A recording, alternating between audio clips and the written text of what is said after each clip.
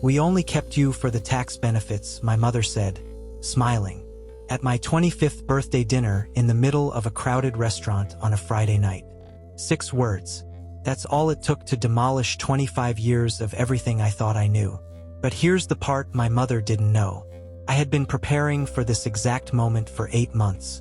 And the people sitting 3 tables behind her, they weren't strangers. I didn't cry. I didn't walk out. And I reached into my bag and pulled out an envelope, and everything inside that restaurant changed. But to understand why, you need to hear the whole story. Before I go on, if this story connects with you, take a second to like and subscribe and drop your location and local time in the comments. I love knowing where you're listening from. I'm Paige.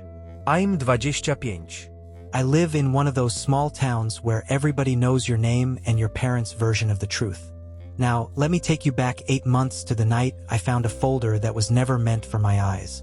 8 months before that dinner, I'm on my hands and knees in my parents' basement sorting boxes. Lorraine, my mother, asked me to clear space for my cousin Brittany's things. Brittany's moving back to town after a breakup, and apparently the basement needs to be spotless by next week. Lorraine didn't ask nicely. She never does. And she just left a sticky note on my apartment door. "Basement Saturday, don't forget." So, here I am, covered in dust, dragging cardboard boxes across a concrete floor. Most of it is old Christmas decorations and Glenn's fishing gear. But tucked behind the water heater, I find a box sealed with packing tape. Lorraine's name written across the top in faded marker. I shouldn't open it. I open it. Inside, a manila folder.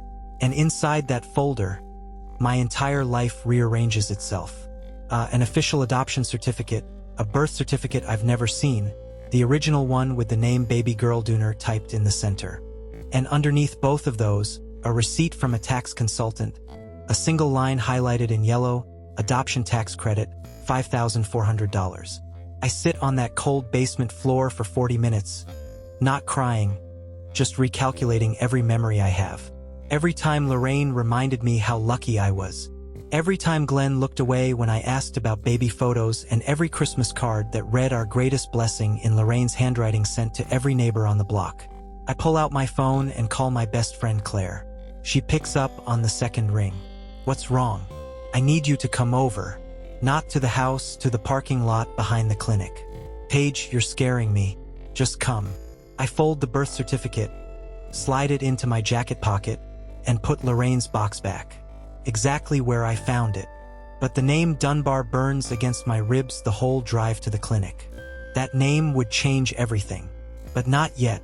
Claire meets me in the gravel lot behind Dr. Weller's vet clinic, still wearing her scrubs from the afternoon shift. She reads the birth certificate under the dome light of her Civic, then reads it again. "Dooner," she says quietly. "You ever heard that name before?" "Never." She sets the paper down. "Remember the DNA kit I gave you for Christmas?" Ido. "An ancestry kit." I'm still in the plastic wrap shoved in my bathroom drawer. I told her I didn't need it. I told her I already knew who I was. That feels like someone else talking now. "Use it." Claire says tonight. So I do. Cheek swab, registration code, sealed envelope. I drop it in the mailbox outside the post office at 11 p.m. 6 weeks for results. 6 weeks to keep my face normal. And for 6 weeks I watch Lorraine with new eyes. I notice things I always noticed but never named.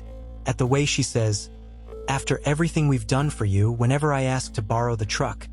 The way she tells the neighbors, every single one, how adopting me was the hardest and most selfless decision of my life. But her voice carries pride, not pain. The way Glenn goes quiet whenever Lorraine starts that story. Finding something very interesting to look at on his shoes. I keep paying my $400 rent on the converted garage apartment behind their house. And I keep showing up for Sunday dinner. I keep saying, "Thanks, Mom." When she passes the potatoes, Claire asks me once over coffee at the clinic, "How are you holding up?" "I'm waiting," I tell her. She gives me a look. For what? For proof. What I don't tell Claire yet, what I barely admit to myself, is that I'm also waiting for something worse. I'm waiting to find out why a tax receipt was filed next to my birth certificate like they belong together.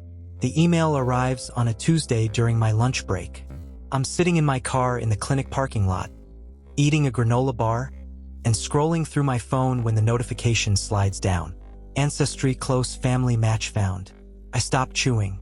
I tap the link. The screen loads slow the way everything loads slow in a small town with bad signal. And then there it is. Helen Dooner, age 47. Location Ridgemont, a town 2.5 hours east. Match confidence 99.7%. Relationship parent. As I stare at her profile photo, a woman with short brown hair and a tired smile standing in front of a garden. She's wearing scrubs. She's a nurse. Community health clinic. Says married to Tom Dooner, 49. One son, Cody, age 20. I have a brother. The granola bar sits untouched on the passenger seat for the rest of my lunch hour. I try to write an email 7 times. The first 6 are too long, too desperate, too angry, too careful. The 7th is 3 lines. My name is Paige. I believe you may be my biological mother. I'm not angry. I just want to know. I hit send before I can delete it. For hours later, my phone buzzes. One line from Helen Dooner. I have been waiting for this email for 25 years. I read it 3 times. Then I lock my phone, press it against my chest, and sit in the clinic parking lot until the sun drops behind the tree. For 25 years, I thought the people who raised me were the only family I'd ever have.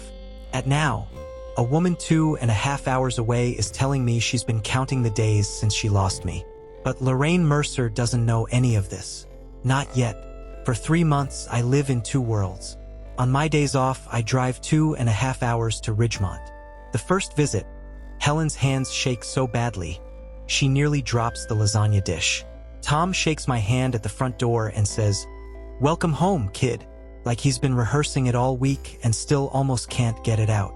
Cody, 20, Belanky, loud, shows me photos of Helen when she was young. "You've got her chin," he says, grinning. "Sorry about that." Helen opens a small jewelry box on the kitchen counter. Inside is a faded hospital wristband, so tiny it wouldn't fit around 2 of my fingers. Baby girl Dunbar. She's kept it for 25 years.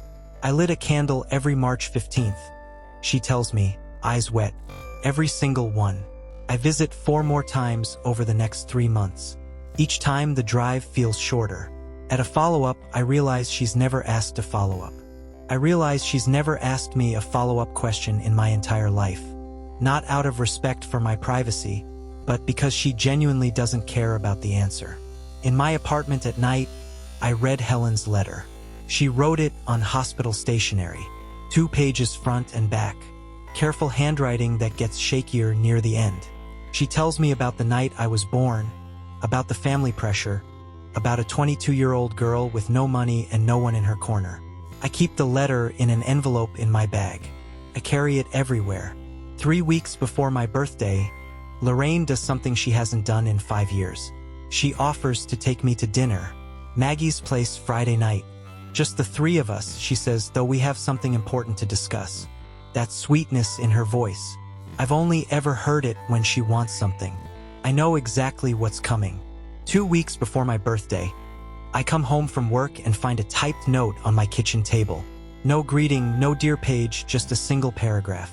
Effective next month, rent for the garage apartment will increase from $400 to $850 per month. If this is not workable, a 30 days notice to vacate is required. Lorraine's signature at the bottom. Neat. Final.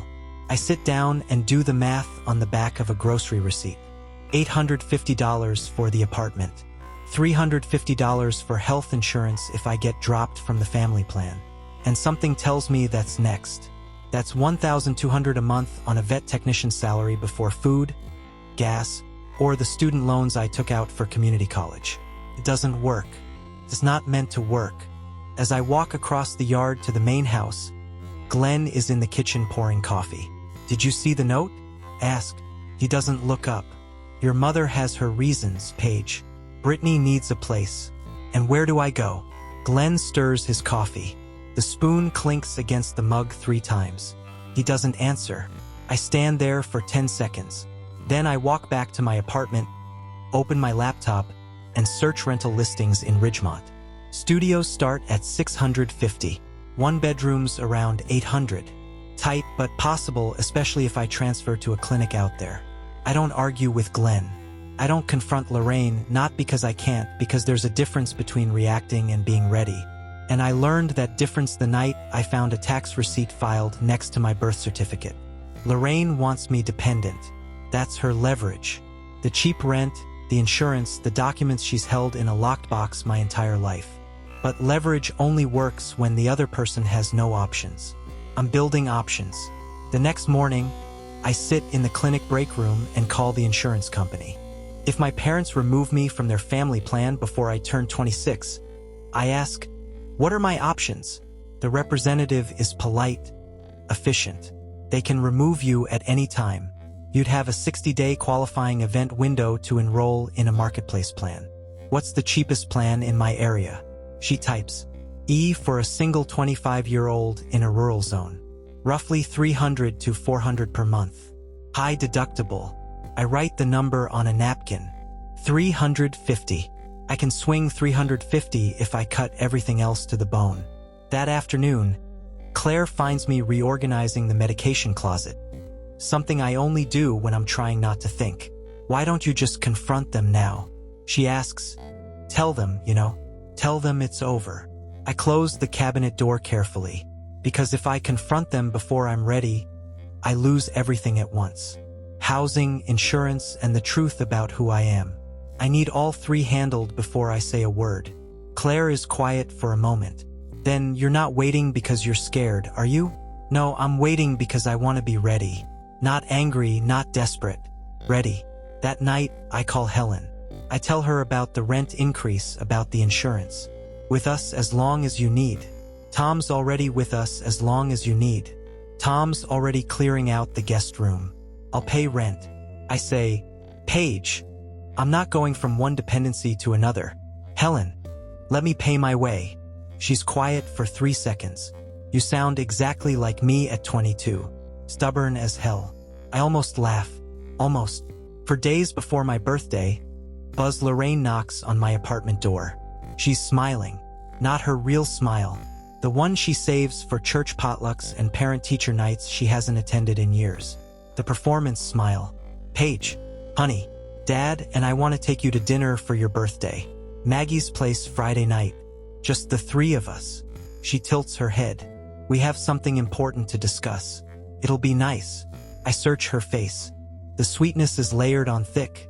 The way you frost a cake that didn't rise properly. As she's been planning this, I can feel it. Sure, Mom, I say. Sounds nice. She pats my arm. A gesture I suddenly realize she only does when she's about to ask for something or take something away, and walks back across the yard. The second her screen door shuts, I pick up my phone. Helen, it's happening. Friday night, Maggie's place. Silence on the other end. Then Helen's voice steady. What do you need from us? Come to the restaurant, all three of you. But book a table, but sit separately. Don't come over unless I signal. I need to hear what they say first. We'll be there, Helen says. Tom's already grabbing his keys. Helen, it's 4 days away. I know. I just want him to know we're going. I sit on the edge of my bed after we hang up. The envelope is in my bag. Helen's letter, our family photo from last month, the DNA results. I press my hand against the bag like I'm checking for a heartbeat. Friday is 4 days away.